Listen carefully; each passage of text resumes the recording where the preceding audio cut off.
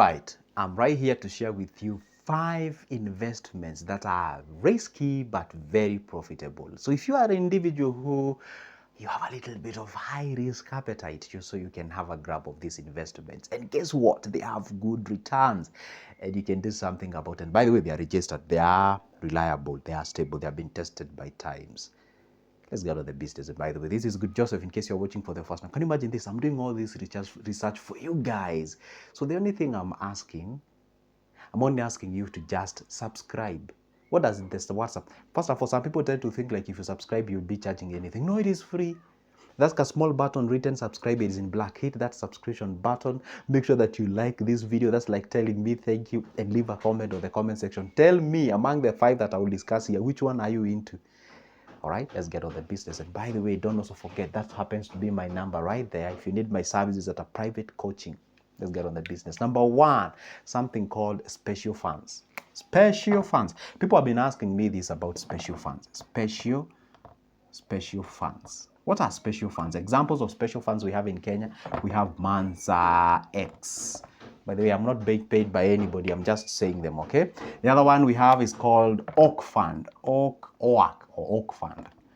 Okay, they are registered. Okay, now this Manza X is offered by SIB, that is Standard Investment Bank. This one is offered by Faida Investment Bank. So if you can get into this, some of these were actually at around 9.4, 19 point something. Some of these were actually at over 25% returns per year. Those are very high returns, isn't it? Yeah, very high return. Bearing in mind right now in money market funds, we are being given around 10%, some even below 10%. Then these guys, they are at 19, 25% and something like that. See, Mansa X and Oak Fund. And by the way, if you have no idea how to get into this, that is my number out there if you need a private coaching, okay?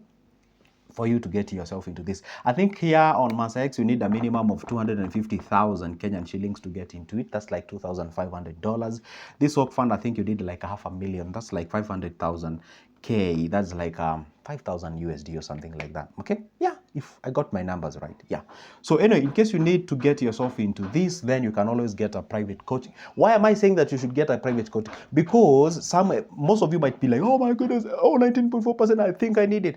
Before you even decide to go to Mansa X, we have to do a dissection. We have to do anatomy and see, do you have other existing investments that are reliable, stable, assures capital preservation?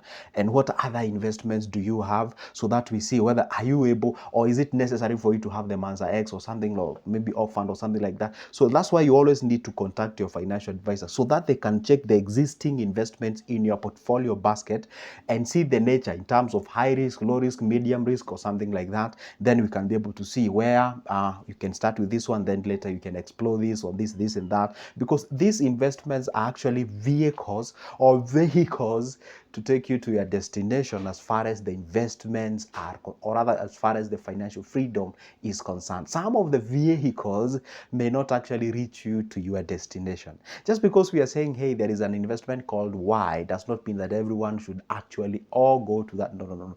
First, that's why we call it a personal finance. It's so unique and personal to you that cannot be replicated to someone else out there. Are we together? We go to the next investment that is very, very reliable, or rather, should I say, a bit risky and very, very profitable. And I've ever done it personally. That is called the peer-to-peer business. Sure, I know that we introduced the word business there, that we were talking about investment, but they are more or less the same. See, peer-to-peer business or peer-to-peer lending business, this is simply you lending people money in a professional way and of course in a legal way. It's like making money like a bank. Have you ever asked yourself, how do banks make money? Yeah, peer-to-peer kind of gives you that knowledge of how you can actually use your money, and the money can actually earn you money by virtue of you lending out that particular money. So the question is, how do you go about it? Because there are some of the things that you have to follow for you to be able to offer these services. And you find like, well, speaking from the horse's mouth, I used to do this particular business, and I know you'll be like, okay, why aren't you doing it if it's good and it's profitable?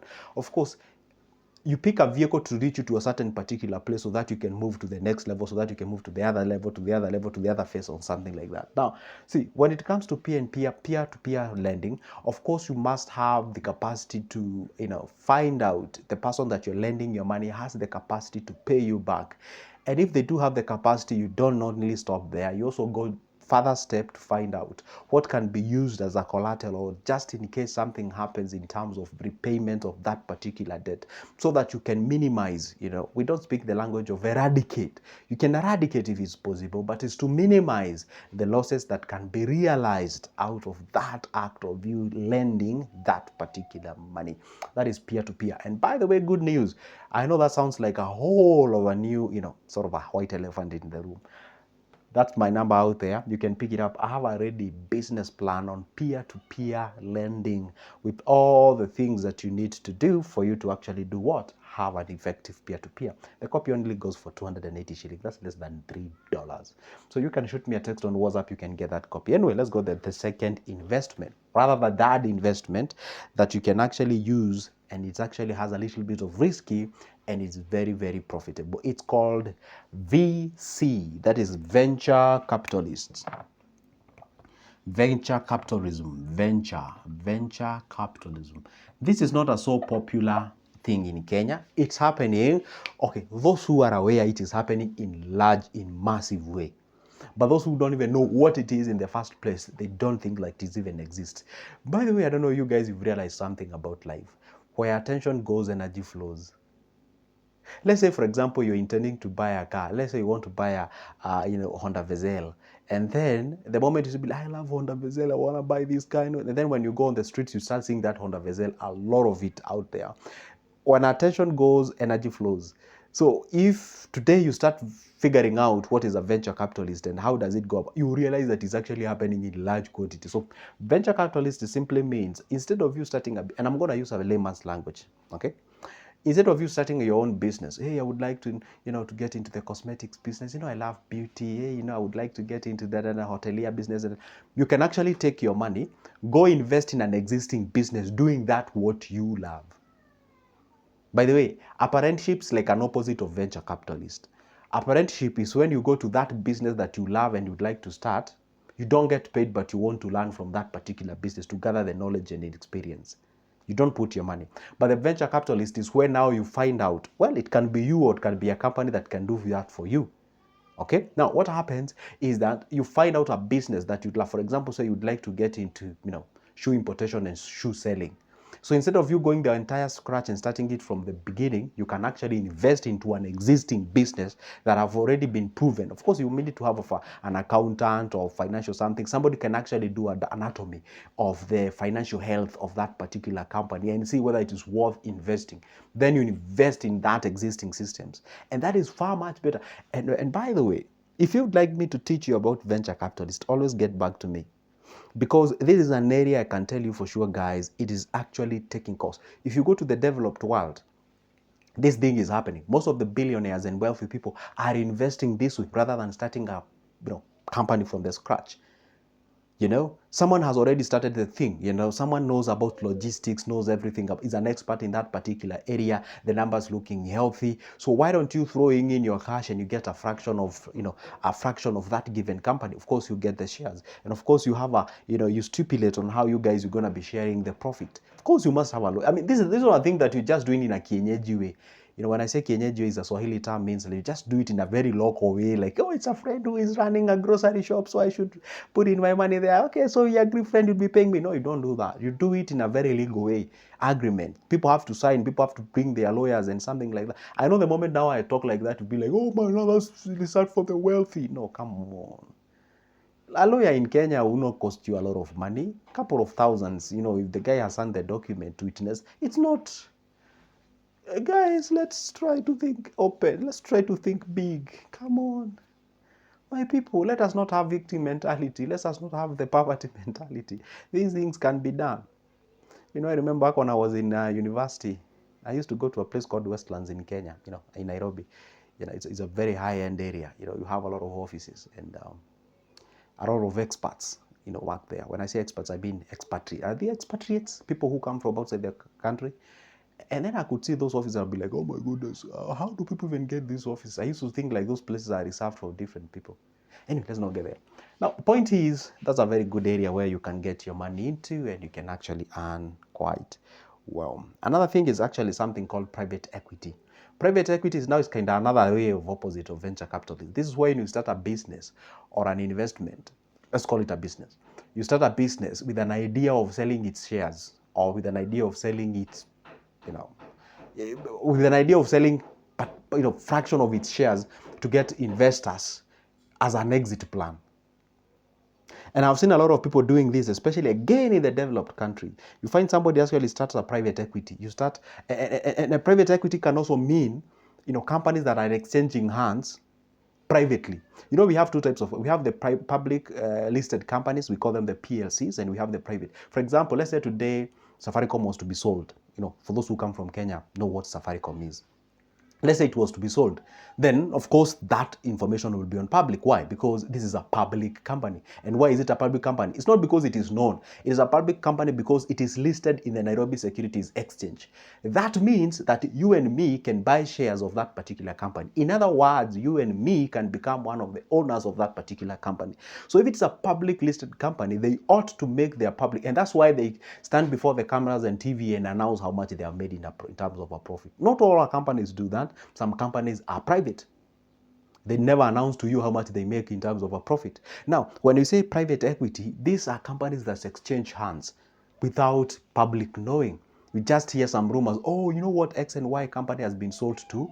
You get what I'm saying? So you can start a company or you can start something that you can actually be able to sell it at a profit, either a whole of it or a fraction of it to get the investors, and actually selling a company.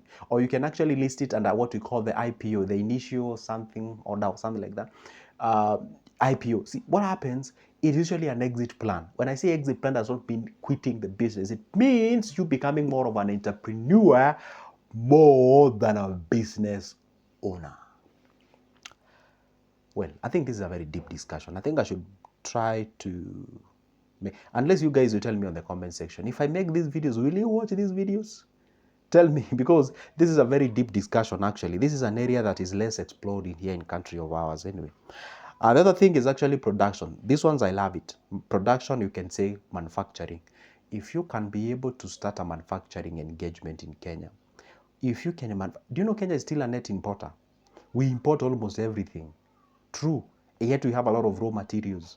Well, you might tell me that environment, that is the government, does not give a friendly environment for you to, and it's quite funny. You find the why, by the way, have you ever thought about that? You find most of the African countries' government, they are so friendly to the foreign people who are starting manufacturing rather than its own people. I don't know, still an African, they still have a victim mentality. I don't know the neocolonialism. When will it even end? These people, they have something wrong in their head.